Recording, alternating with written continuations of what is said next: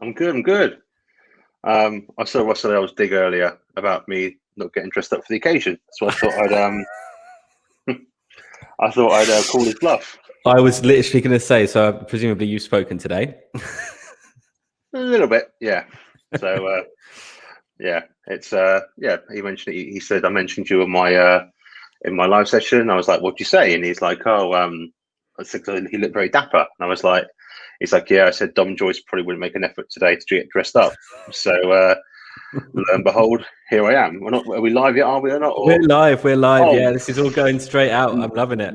No swearing. So no, that's fine. I think I'm living proof that you can't polish a turd, but you can roll it in glitter. I'm just jealous of the bow tie. I really am. Thank and you. Also the matching Pocket square. I mean, I'm a fan of pink, right? So the matching bow tie and pocket square. I mean, you can't go wrong, can you? You've got to peacock it, haven't you? Really, when you're going out to obviously to the masses and the hundreds and probably thousands of people that are tuned in today, hundreds of thousands of people watching. Yeah, obviously. So it's going to be my shop window. People obviously want a guy that can dress sharp, but also give out good career advice. So yeah, so here I am. I love it. So for people who don't know who Dominic is, let me give you a brief introduction. So Dominic Joyce, senior talent acquisition professional with over 6 years recruitment and people experience, teamed with 3 years of CV writing and career coaching, partnered with over 400 clients to help them achieve their career ambitions and goals, working with all seniorities and industries across the globe, and looking fantastic while doing it, apparently.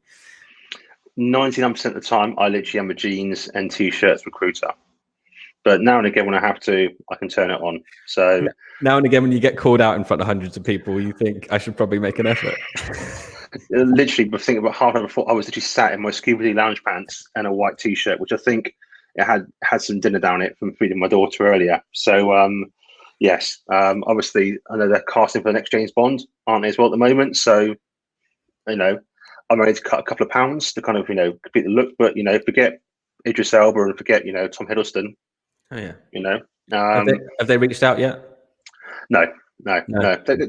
This time, obviously, I'm hoping that I can dazzle them today with some career advice that's going to make them think this guy, he's our next Bond. COVID's affected the COVID's affected by the post, so it's probably people not. It's probably in the post, right? Yeah, I would settle for a Bond bad guy if I'm honest. Anything else. So that probably work. Yeah, like Jaws or Odd Job, or maybe like a sort of I'm quite short, and obviously my teeth obviously need a bit of work, so maybe I can do like a sort of Jaws and Odd Job crossover, maybe. So yeah. But yeah. So today you're going to talk about how to approach recruiters and hiring managers on LinkedIn to succeed in your job search. I cannot explain to people how important this is enough. It's one of the things that people really struggle with, because often people have bad experience with recruiters and have no idea how to reach out to a hiring manager. It's one, and we're in this world at the moment where there's so many people applying for a single role that you're not in 1 in 10 anymore. You could be 1 in 100, 200 potentially, maybe 1,000 with some roles. So what Dominic's going to go through, I'm assuming this, I haven't seen your deck, but about how to basically circumvent that and reach out directly to those people, and how to do that effectively. Because again, it's not just a, hey, how are you?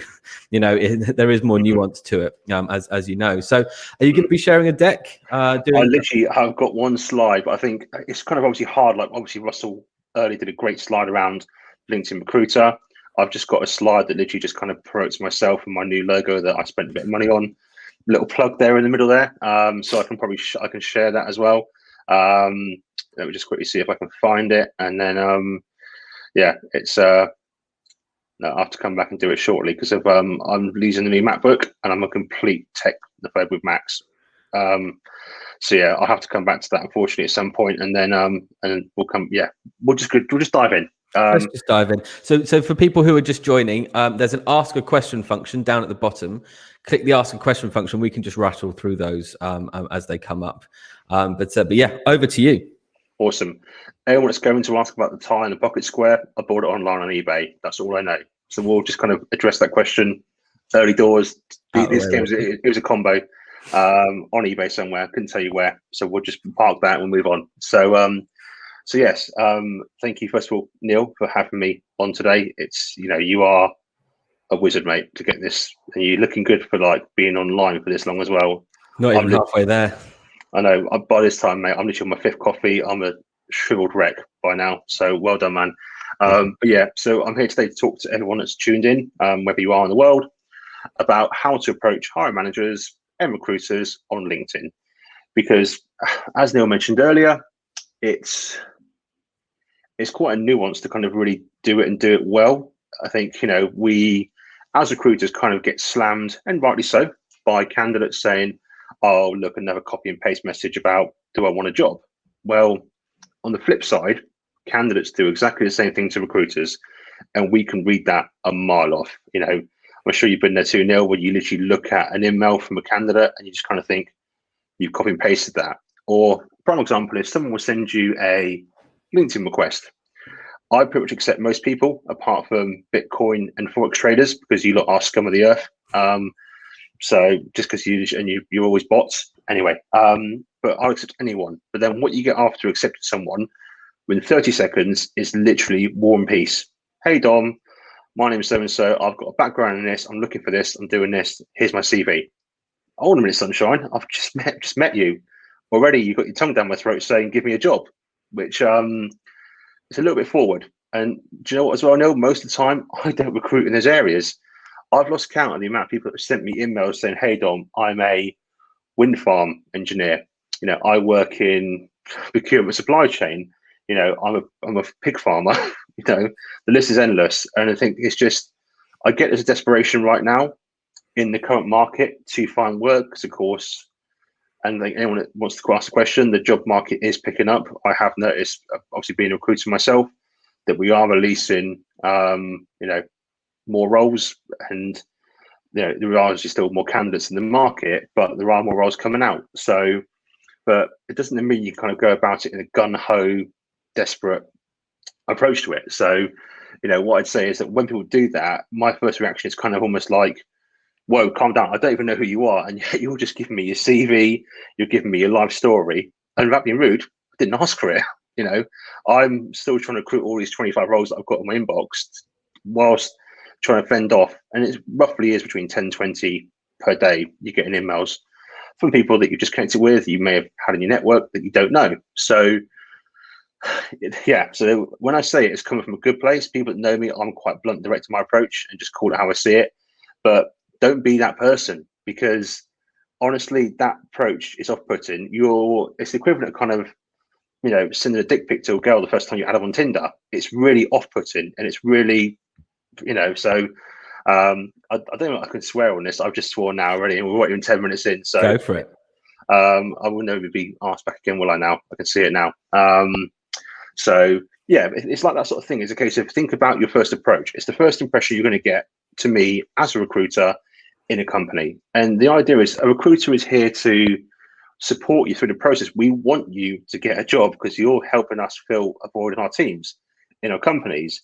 But the first impression we get from you is then suddenly just a War and Peace email, adding a CV, which again, half the time has got nothing that we need in our company. I'm kind of thinking, well, this is desperation here. And you can have integrity about it as well, and how you basically push yourself in the right manner. And sometimes I have people that come to me and said, hey, Dom, I love your content, love your shows. Bit cheeky question, but, I'm in the market right now for a job. This is my CV. Do you know anybody? And I think it's all about your approach as to the response that you get. So it's, yeah, I can't say fair on that. It's, you know how it is. You're the first person that you're going to basically talk to at this company. So you want to make sure, of course, that as me as a recruiter, I'm liking what you're saying.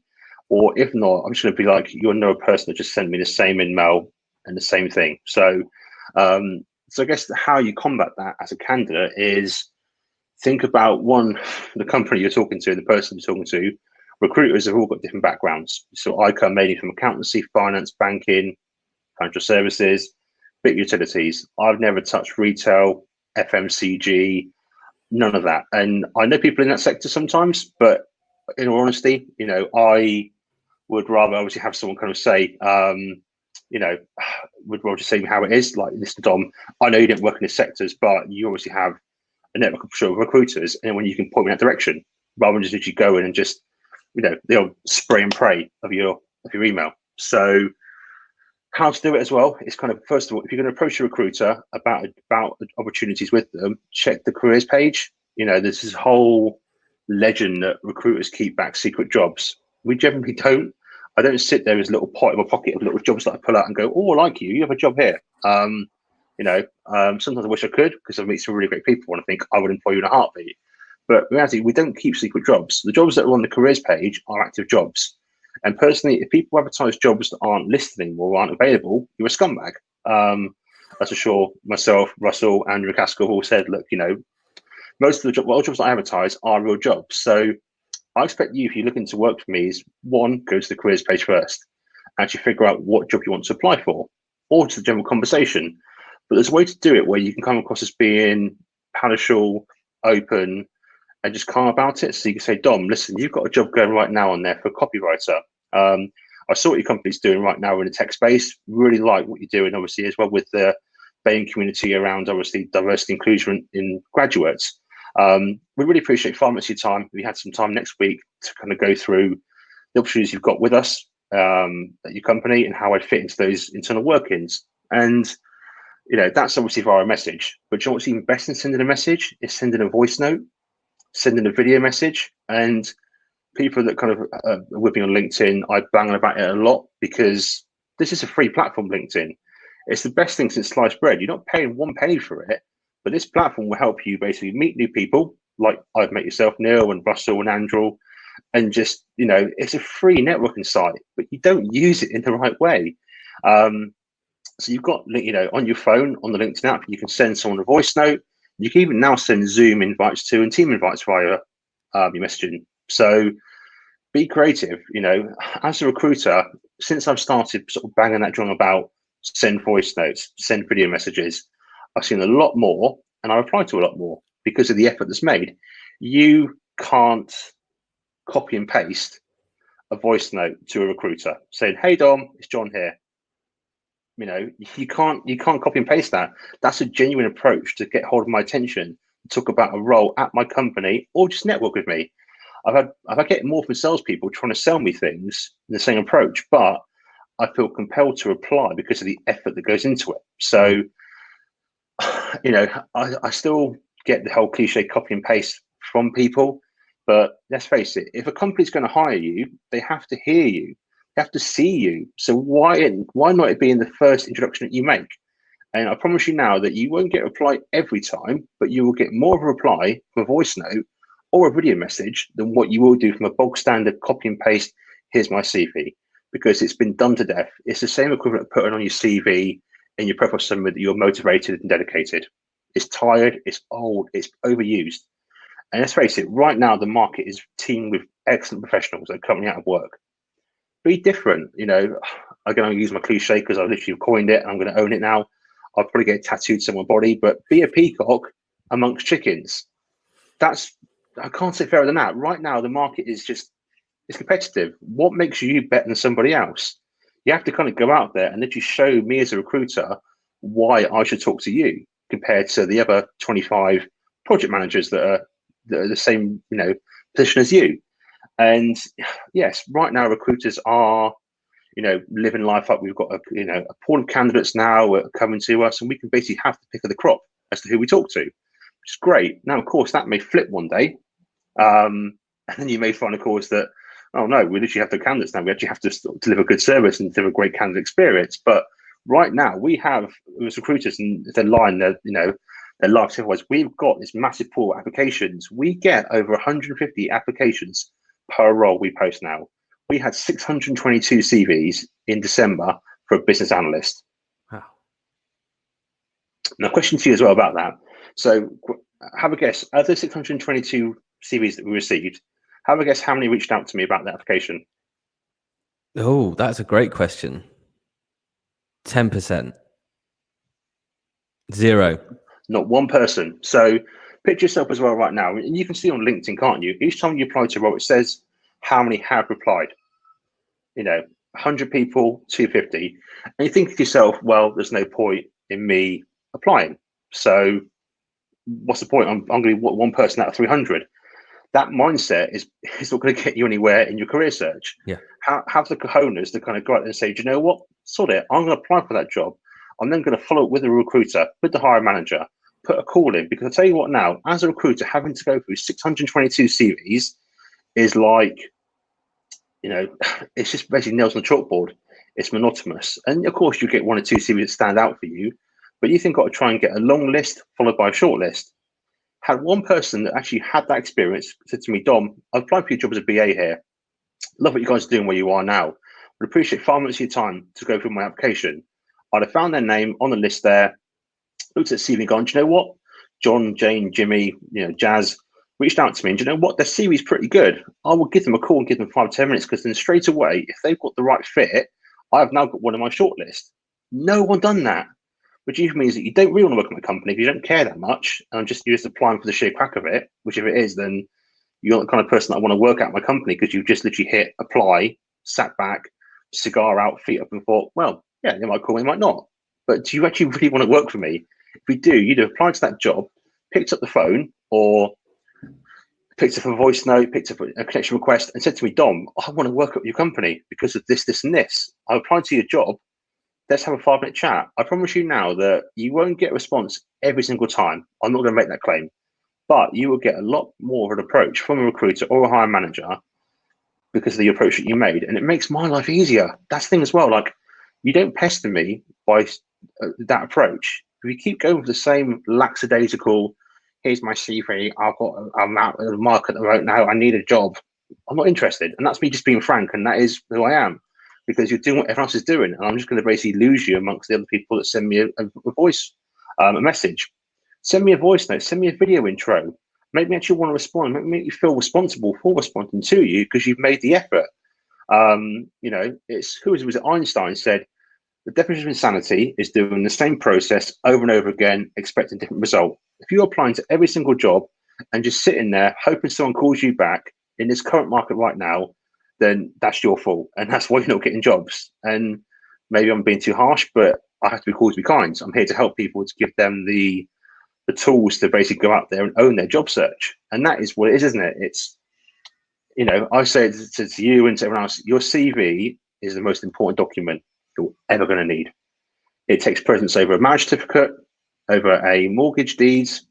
The CV is your vessel to basically earn in whatever money you want to earn, which then dictates the size of the house you live in, the car you drive, where you go on holiday, what you do as a hobby, what your kids do in after school clubs. The CV leads on to so much more that you can give yourself in terms of best quality of life opportunities, but yet people half-ass it.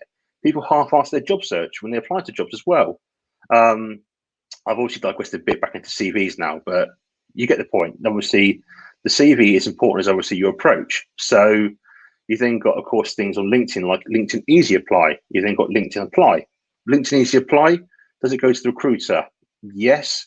I'd personally advise, rather than going to the Easy Apply button, go to the website, go to the careers page, fill it out directly there, because it's obviously, you can then check out how good their careers portal is. And again, the problem we have is with the actual Easy Apply button, that's a true reflection of how many actually have hit the apply button and sent their CV. On the apply button, there's a little sort of hack for yourself now, that only counts who's hit apply and gone to the careers page. It doesn't count who's actually filled out the application form. So if you perhaps see 300 people hit apply onto, I don't know, Amazon's website, and they have only sort of 10% have gone through and actually filled it out. In reality, only 30 out of 300 actually filled out the whole entire application form. But obviously going via LinkedIn, you don't know that. So I'd always say as well, that if you see that 300 people have applied to a job and it's directly to the careers portal, still apply, man, because I guarantee you now, not all of them have gone through and completed it.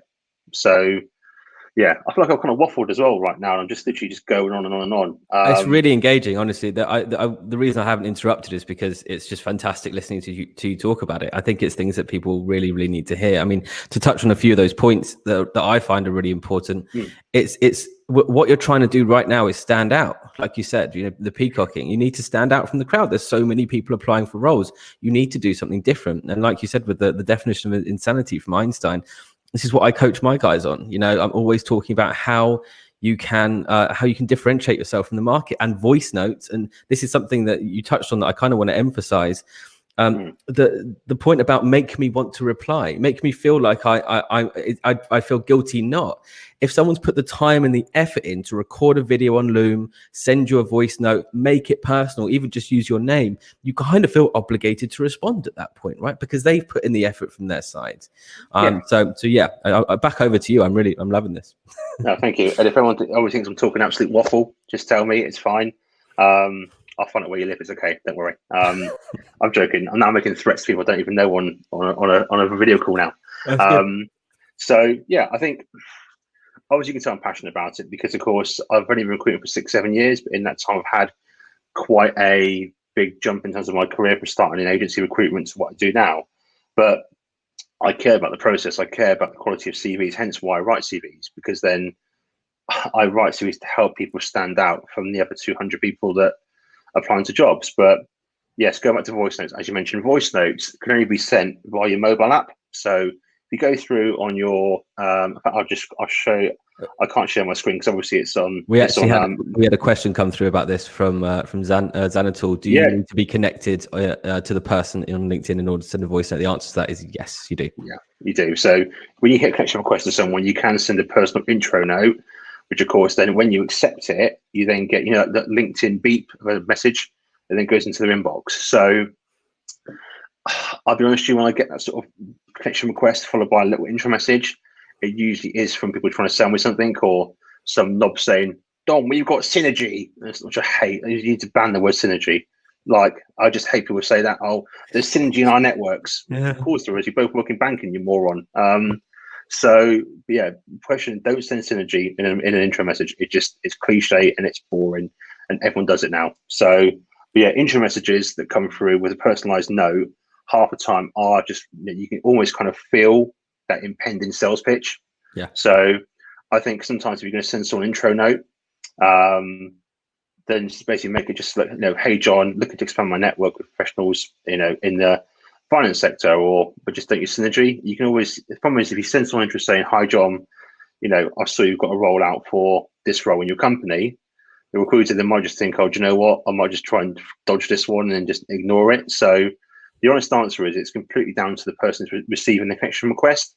I pretty much accept anyone, which maybe is me being too easy, which is the story of my dating life as well, but we won't go into that. But yeah, it's pretty much a case of, I accept anyone, but at the same time as well, if someone then just literally sends me a sales pitch or a CV like that, you've lost me. So it's about that whole first impressions, that gaining that person's attention in the first interaction that you have. I actually connected with someone a while back from New York who's a graphic designer. Me and her have no real connection, but she sent me a video saying, hey Dom, thanks for connecting. I know we don't work in the same fields, but you know what? I thought I'd just say, welcome to my network. If I can be any help, drop me a DM. Have a good day. Now I know her name now, and she's I've got 30,000 people on LinkedIn, but I know her name now. If I want a graphic designer in New York, I'm calling her. I'm going to drop her name into people that want her to use her. So I think, yeah, voice notes are a great thing to use on your phone. If you go onto your phone on the message itself there, on the bottom, on the right-hand side, you've got a little microphone. You hold that down. You've got a minute to record whatever you want to say, whether it's, intro-wise, keep it sort of 20 to 30 seconds. What I generally advise doing is saying, hey, Neil, I see you've got a role going for a recruiter at your company. I've followed you guys for a while now on social media. Love what you do in the tech space. I feel obviously looking at your culture and ethos, I'd be a good fit for the role itself there. Just so you know, I have applied on the careers page for this role as well, but would appreciate 5 minutes of your time this week or next week at your convenience to have a chat of application. I'm sure you've had hundreds come through. I just want to stand out. 20 seconds. I guarantee you now, no one's doing that, and no one's doing it via message either. I had this conversation with someone that I'm working with at the moment, and I said, look, just take my word for it. Send out 10 voice notes to the recruiters and people who have come back to you. The first 6 responded like that. The first 3 responded saying, I've never had a voice note before. This is cool. Just purely because they'd never received a voice note before. That was their hook. That was their in. Because what are you doing? You're making yourself stand out from what everyone else is doing, right? Yeah, that's it. And obviously, I'm a recruiter now. My contract comes to an end in May. I'm obviously keeping one eye on the market, and I've been sending voice notes too. Saying response, hey Dom, nice touch with the voice note. Oh Dom, classy. And this is to people that have in my network for years, probably never spoken to them. So not all of them are brand new connections, but some people have had. I think you agree. Recruiters add recruiters, same as like project managers add project managers. Yeah, and that's perfectly fine to basically build your network. But yeah, voice notes work. They work more than a message. I promise you now. But obviously, work on your voice notes. You can obviously then, when you're recording it, if you then basically, like I do a lot, swear or curse or just basically stutter. And I don't swear. I'm a saint. Never heard you swear. No. I literally, I should be called the potty mouth recruiter, shouldn't I? Really. So yeah, obviously when you're recording it, if you're holding it down, if you swipe to the left, it counts the recording. So you don't feel you have to then basically just send a really bad recording, and then follow it with a, I'm really sorry, can we just scrub that one or just delete that one? Also, you can send video messages as well. Same thing as now. Obviously, just be mindful of your background. So don't do it when you're in the middle of Lidl, picked up a cabbage, or don't do it at the queue for the post office. Just think, oh, now's the right time. Or don't do it on a woodland walk when, like me, you're probably blown out your ass because you can't breathe and you can't walk at the same time and talk. Just obviously pick your moments, pick your environments to record a voice message. Again, it's first impressions, isn't it? There's a lot of parallels to dating as what there is to job hunting. Let's face it, if you talk to someone on the phone and you meet them first impression, they're not the person you think they are, or they give that bad impression, that's already tainted what could be something really special. Same for jobs as well there. If you send someone a really dodgy voice note or a really sort of sketchy, sort of bitty, bad signal video message, you've already lost that first impression. So, and they matter right now. Let's face it, you have to stand out with people, and that's kind of how you get the attention. People will say, well, that's unconscious bias. Well, I'm not basically going to apply to someone based on how they look. So I'm applying to someone based on the effort they put in to approach me. Doesn't matter whether you're, purple, you're a unicorn, you're a Martian. I don't care who you are. You made the effort to approach me as a recruiter because I generally feel that you care about working where I'm recruiting for. That's why you get my time of day. And we've all been there. I've gone to jobs as well and just looked at 10 jobs in a row, all seen, senior recruiter. And I thought, company's right. They're paying the okay salary. I'll hit apply. And I must admit, I've done it myself too. I'm guilty of that. But then to expect to basically apply for all of them or even an interview is a bit naive. Some of them, of course, I think, do you know what? I really want to work there. I pinpoint those and said, you know what? I want to work at those, and those, and those. I'll set out. You can use LinkedIn search function, free and easy. You can either search for a company, and if you go into the company, you then got on there it will say 1,000 employees. Click on that. You can then filter down by location. Sorry, I've got hiccups coming now, which is obviously typical. So stage fright. So you can filter down by location. You can search based on advanced filters, and then go to title. So of course, you may search based on title, either talent, recruiter, resourcing. That should then give you a list of obviously the resourcing people or the recruiters that basically are looking after those roles there. Or you can just basically message them and say, hey, John, I'm looking to obviously get in touch with so-and-so to look after this role. Can you point me in the right direction? But you can do it as well. Say you're a project manager and you want to basically talk to a role about a head of product. Find a head of product at the company, not just recruiters, but also hire managers. Because of course, recruiters sometimes, we'll all admit, don't always come back to you. Sometimes go to the point of source. Recruiters sometimes have 20, 30, 40 jobs in play at one time. I've been there. It literally is like spinning plates. And sometimes we don't apply to you. It's nothing personal. It's just sometimes we literally are just sat there at our desk with, any recruiter will agree to this, 45 tabs open between jobs. But sometimes if you go to the hiring manager directly, as long as you apply to the job, don't ever try and backdoor yourself, because recruiters hate people that literally try and backdoor themselves to the hiring manager. If you apply first, awesome. And you say to Mr. Hiring Manager, Mrs. Hiring Manager, I applied to your job at your company for this role here. Just thought I'd pop you a quick voice note, intro, and say, hey there, we really appreciate some time yourself or with recruiters to catch up this week. But don't ever just try and pitch yourself to a hiring manager or backdoor yourself without basically applying to the careers portal first. We have an ATS that we spend thousands of pounds on to treat every candidate the same, i.e. they apply, they go for each stage process. Don't just try and basically get a job and get yourself in there just because you want to try and skip steps, if that makes sense.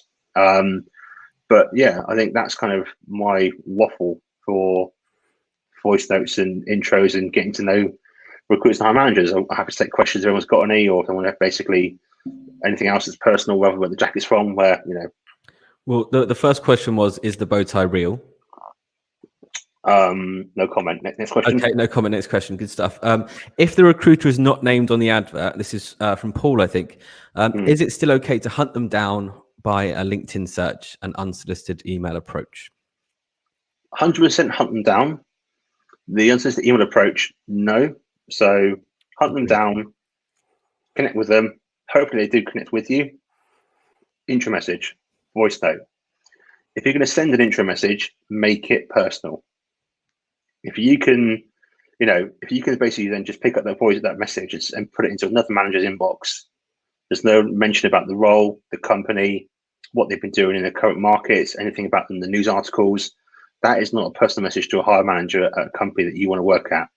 That's a copy and paste saying, hey, saw your advert, do you have 5 minutes for a chat?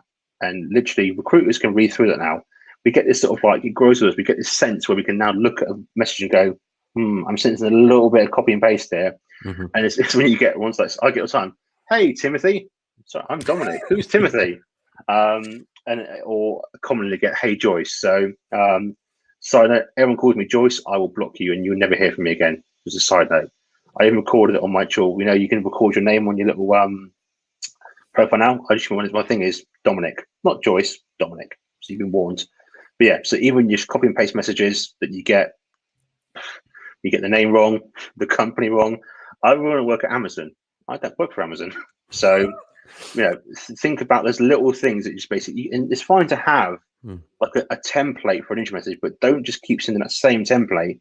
Keep the sort of structure of it, but then put, what I like about company X is that you do this in this, or I love what you've done recently with this, or I saw in the news that you were trialing this. That is awesome. Or I've been a big buyer of your products now for a number of years. I think Paul said, I'm wasting the recruitment. Go on the stage. Yeah. Do you know what? If it paid good money, I would go and do stand up. But I just don't have the confidence. I can obviously, if things go wrong here, I can just literally just pretend my mic started on my laptop started and just cut it out. Obviously, I won't. But that's very kind, Paul. So yeah, hopefully that can make it clear. But I think 100%, if the role is not advertised with a recruiter, and it's company size dependent. If you go on to Amazon, there probably is, I want to have a guess at in the UK, over probably 100 recruiters, probably more. So it's literally a case of just like playing guess who, isn't it? But sometimes if you add one person, they may take us looking after it, they may not. Smaller companies, of course, it's much easier. But sometimes, of course, it's not always a recruiter on site. There could be a HR personnel, where it's perhaps a SME or a startup. They perhaps haven't got a recruitment function in there. So if it's not a recruiter, I always say try HR or just try and find the hiring manager that's in the role. Fantastic. Okay, so next question. Hopefully that's answered your question, Paul. So next one, how do you find out who the recruiter is on LinkedIn adverts? Some show it, but some don't. That's from Claire. So it's kind of same as what I said to Paul. Really, it's a case of when I post a role on LinkedIn, and I go for the rigmarole of having the content on there, listing my skills. You can just choose not to show the poster, or if you want to be a real scumbag, you can tap up someone else and tag a colleague in there. But I'm gonna put John on this role so John can get all the emails from all the candidates. So when you're posting the role on LinkedIn, you can choose what you want to disclose. I can tell the salaries. I can disclose if it basically is secrets and no one knows who's posted the role. I can choose to say I posted it. I can even tag another recruiter in there. Basically, LinkedIn Recruiter works where you have all your recruiters in your pool, and then you can obviously share projects, you can share jobs, you can post on behalf of recruiters. So the honest answer is that if it's not basically been advertised by the recruiter or by the company, it's just a case of being like a little, I think Andrew said it earlier, McCaskill, being a little, Inspector Gadget, go and snooping on the LinkedIn pages. So just go onto the company page, as mentioned earlier, where it says employees on there, click on the employees number, you then get the full list of the people, filter down by location, UK, more often than not. You can then filter you by, sometimes it's got a name on there, but if its name is John Smith and it's someone like Amazon, you're screwed. But yeah, and just kind of use it there. Again, you can go to advanced search filters. You can search based on first name, surname, but also title.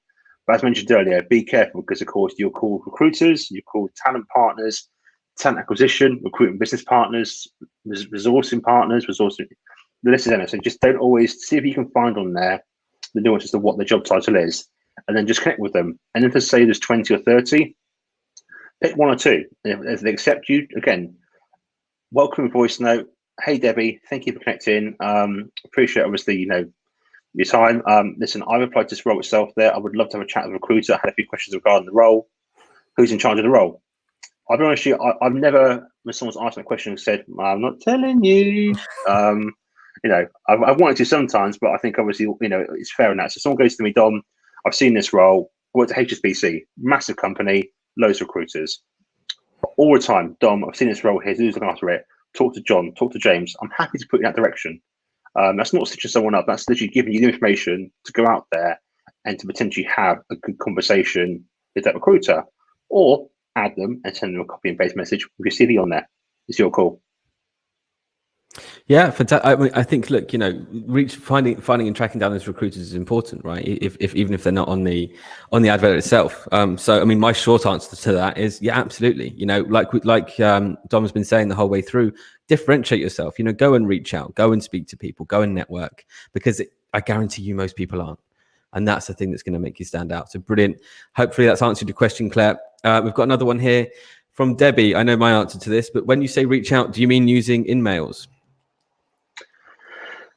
You can use emails. I believe you get, as LinkedIn Premium users, and if I'm wrong, Neil, please correct me, you get a certain amount of emails that you can use. I think so. Yep. And then, of course, if they're responded to, you then get those back as credits. And then if obviously, so again, the onus is on you as the candidate or the job seeker to kind of make sure it's a really good email. Same recruiters, when we send candidates emails, we get hundreds of thousands. If we didn't get a basic acceptance and a response, we didn't get that credit back.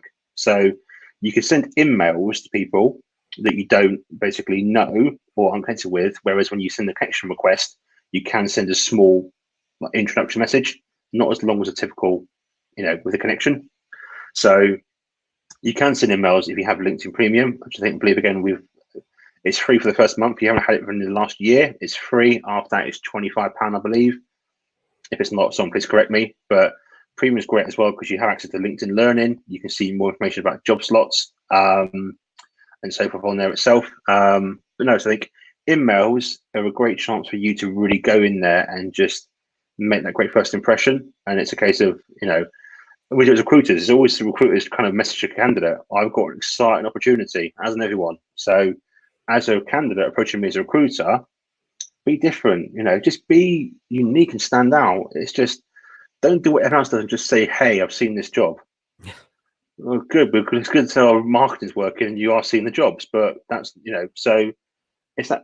Also, so I think about how you're going to be approached. We've all been, I'm sure, candidates at some point in our life and had recruiters approach us, and some of them have been, have been sort of obviously different and engaged. It's not just been typical cliche of, I've got a job going, you fancy it. And that's kind of what it is, isn't it? It's about that first impression. Now, of course, your approach to one person, which may work wonders, might be the same for another person. And that's the problem, is it? With recruitment, you deal in the most rarest commodity and the most unpredictable commodity in people. We're all unpredictable. We all have our own little ways of being approached. So there's no real right way to approach one certain person, but there's obviously a way of doing it that's perhaps different to 99.9% of people that do it all the time. Yeah, no, exactly. And I think, to the point before as well, when you were talking about, the outreach to people and who you should be reaching out to, don't just reach out to one person. If there's multiple, typically, you're not going to get a response. I mean, what would you say the response rate is typically? Sort of 20 to 30% on this sort of outreach. It is still low. But reach out to more than one person. Just because you reached out to one person at a company and they didn't respond to you doesn't mean you can't reach out to their colleague. They could be in the situation that Dom described and just have like a million roles on at the time and just be really busy. That you might have contacted the right person, but at least you'll then know you'll have some sort of in with that company. And I think that's really important. A lot of people I see will contact a company or contact someone at a company and then they'll give up. That'll be off their list because one person didn't respond. Just try and get as many people down as possible. I would say 2 people who are less senior and 2 people who are more senior in each company. We've got a great question here. I think this was actually this one was from earlier. We'll do this one quickly. How many of those 600 were relevant to the BA role? You were talking about a BA role earlier. Yeah, over 200. Over 200 were relevant to the BA role. 200 were business analysts. So it wasn't like you going butcher, baker, candlestick maker, Tesco's fish counter, Pizza Hut, which again, to these roles, no disrespect, these are all eligible roles, but their big jump from doing a Tesco's fish counter up to BA. So, and I implore someone again, if you want to basically go for that next career jump, do it, but also as well convey it on your CV, because that's kind of like me trying to basically slide into Mega Boxes DMs for a date. I'm bang way above my station there. Didn't work, did it? No, I've got a restraining order now as well, bizarrely. I'm not sure why. So, but I would love a response, But yeah, I think it's a case of there was 200 CVs that were right for the role. So then you've then got obviously 1/3 left, but there's then still 200 CVs. How do you then go through and decide who you talk to?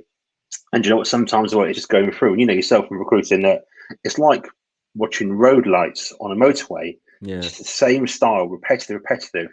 Obviously, I'm slightly digressing here as well, but think about CVs. Most of them just look with a lot of white backgrounds, and they look like restaurant menus, just black text, loads of white backgrounds. Does it really stand out? And we are creatures of habit. We're like magpies. We love things that are shiny and stand out. I know I do. Hence the bow tie. This is why I bought it, because I'm a sucker for things that stand out. But look at CVs. Of the 200 CVs itself, there very few were different. All the same process, all the same structure. There's no law to say how to write a CV. There's nothing saying that you must put it in this format. Yes, there's obviously issues with regards to ATSs and parring, but be different with your CV. Be different with your approach to people. It's all about being different. If I walked into a bar tomorrow, I was single. My wife watching this, I'm not single to my wife. If I was single and there was 10 women sat there, all wearing a black dress and black hair, who would you talk to first? Same as a recruiter. There's 10 CVs there for BAs, all the same. Who do I interview? Because they're all the same. There's nothing that stands out. If I walked into that bar there and there was 9 women in black dresses and black hair and one in a red dress and blonde hair, that's caught my attention. It stands out from the norm. It might not be the right fit once I talk to that person, and same with the CV, but it's about being different with your approach, emails, voice notes, even CVs. But yeah, to make a really short question really long, which I have done there, 200 people were right for the role. We then basically, because of course there's 200 people there, we literally can be as picky as we want against the requirements of the role. We have generally sort of 4 or 5 non-requisites of what we can't, which actually no negotiations. So of course, having 200 BAs, we could pick who we wanted to, which is great. Not great for candidates, but of course, do you know what? Had one person have reached out, I may have put them forward as a wild card if they perhaps weren't, and said, look, this is John. John's the only person out of 600 reached out to me. I actually made the balls to say, don't want to work for you guys. He's got the experience, perhaps a bit light in these areas here, but I like how he's proactive, actually wants to work for us. But no one did. I think that's great. We've got a few more questions I'd love to go through while we've still got time. Hi, Dom. Does your advice to reach out to the recruiter apply equally to in-house and recruitment agencies?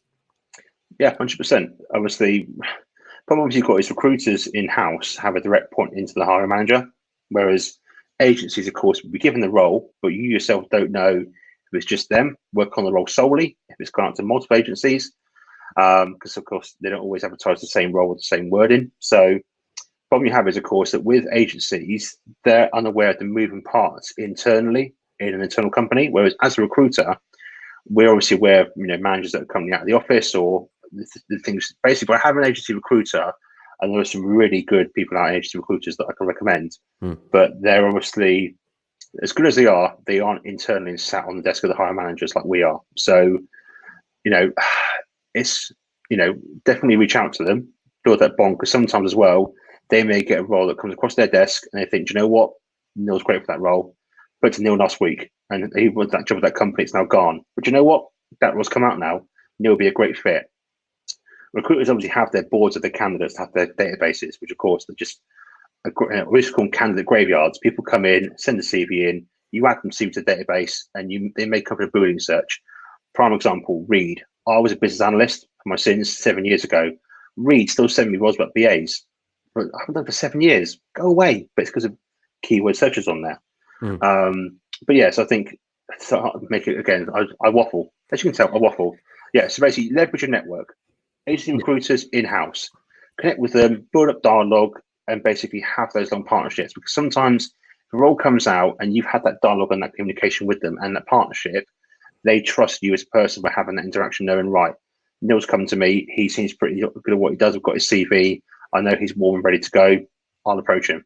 Make my life easier for me as a recruiter. Yeah. I think that the sort of overarching thing that you're saying here is not, don't just rely on applying to a job board. Don't just rely on applying to a role that you see online on a job board or wherever else on LinkedIn, because that doesn't differentiate you from anyone else. Right? There could be, and I speak to grads about this quite a lot. You know, your degree gets your foot in the door, but after that, you're all the same. Right? There's just a base level to get you in the door in the first place, to get you an interview. After that, you need to have done an internship, or you need to have done volunteer work. There needs to be something about you that is different, that's going to make a potential employer want to pick you over someone else, or invite you for an interview. I've got another question here. I think a lot of people want the answer to this. I've heard this quite a few times by Glyn Hopper. Why do very few roles display the salary? You've just mentioned that recruiters can withhold it. Is it because the market rate is not known, or is it to try and increase negotiating power, or filter people out where expectations are too high? Hey Glenn, yeah, I know Glenn. He does a lot of posts on social media, and he's does a lot of good stuff. Honest answer is, we're not given a salary by managers or by the company said you can choose to advertise it or not. Recruiters don't have the choice in advertising roles with the salary on there. So where I work now, all my roles have a salary on there. If someone gives me a call and says, Dom, what's it paying? I will happily tell you.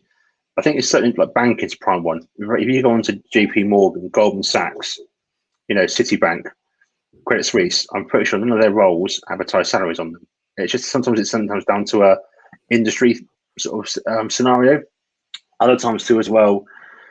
I think everyone check out Russell L's post. He did one a while back, an article around why we don't advertise salaries. Russell, myself, has obviously worked in TA for a number of years now. Mm-hmm. There's a number of factors itself there, and you know what? It takes 2 minutes to ask that question: what is paying? Or if the role takes 2 minutes to apply to it, just apply to it. You spend more time sat at home flicking through Netflix, deciding what to watch, to what you do applying to jobs probably per week. So why don't we advertise salaries? I promise you now, because we don't advertise salaries, the last reason is to try and basically knock you down on price. I know what I've got in terms of salary. If someone came to me and said to me, I know I've got a role that's paying 50k to 60k, and you tell me you're on 40k, I will tell you the role's paying 50k, 60k. You want 40k, that's fine, but I'd rather put you in at 50, because people say, well, it's not my money, but at the same time as well, this is what the role's paying. I've got a range itself there. And also as well, you see a range, of course, of like say 40 to 60k. I've seen ranges before of like 17k to 80k for a role. Yeah, you lose credibility by having really broad ranges. Plus, it's down to experience. You've got people in certain companies now that are going to be on the lower end of that, but they've been there 2 years. People couldn't be covering on the higher end of that, but they've been new to the company.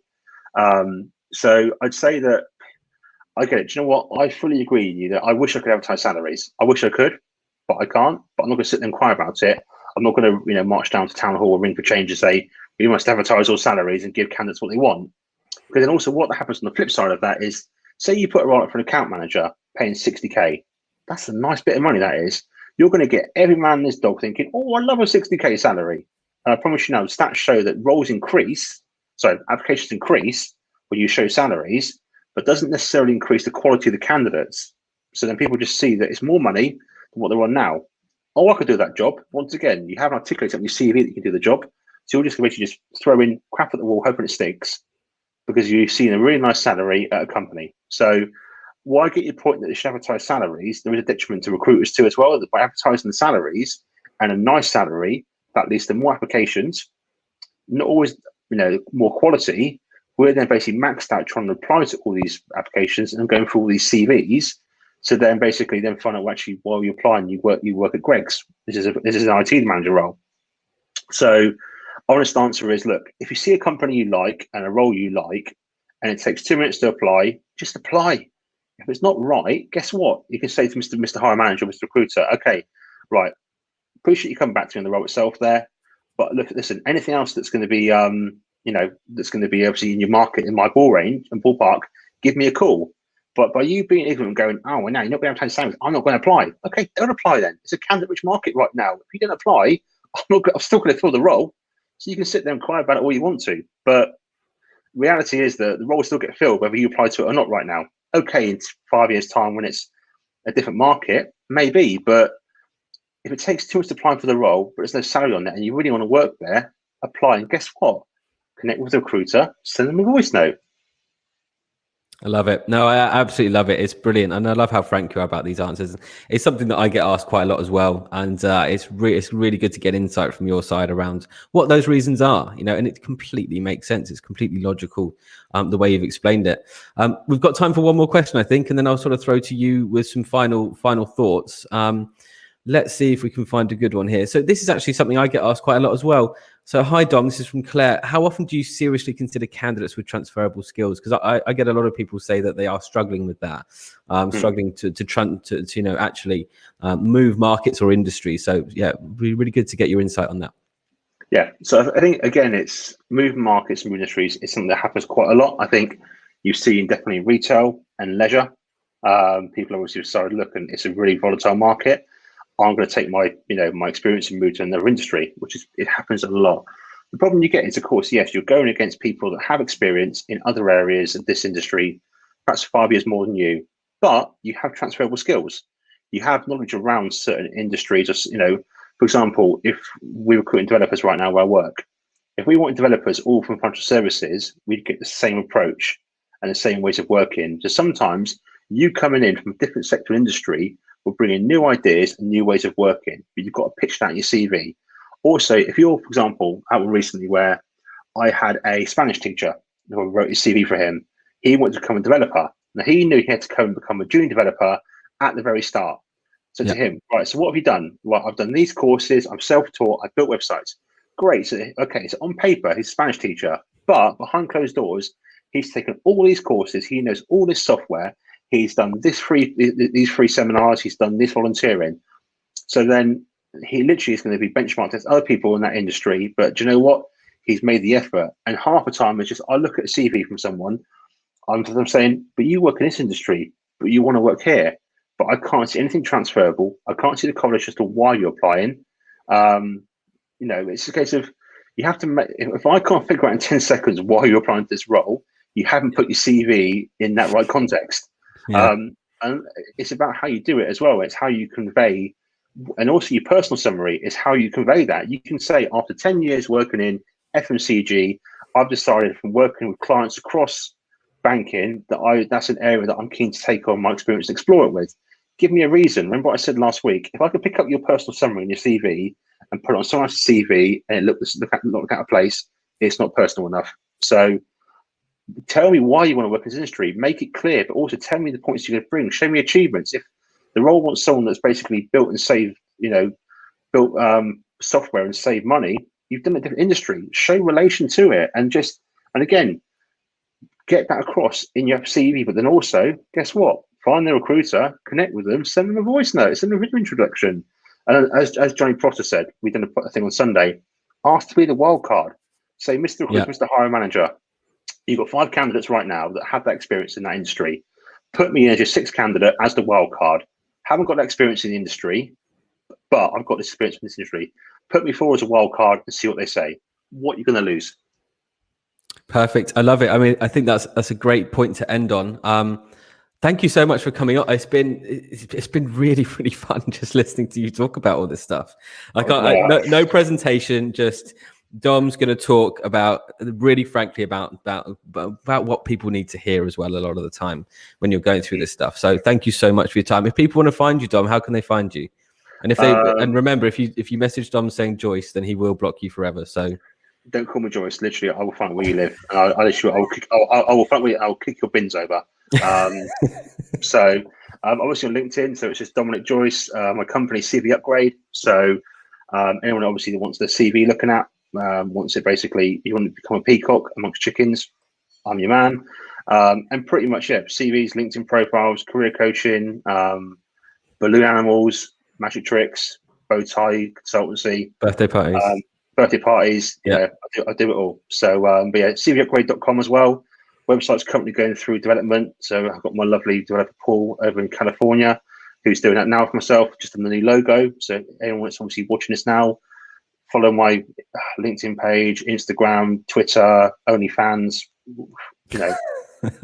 follow it all. Okay, but thank you for joining in, and just send me a connection request, send me a voice note, send me a video introduction.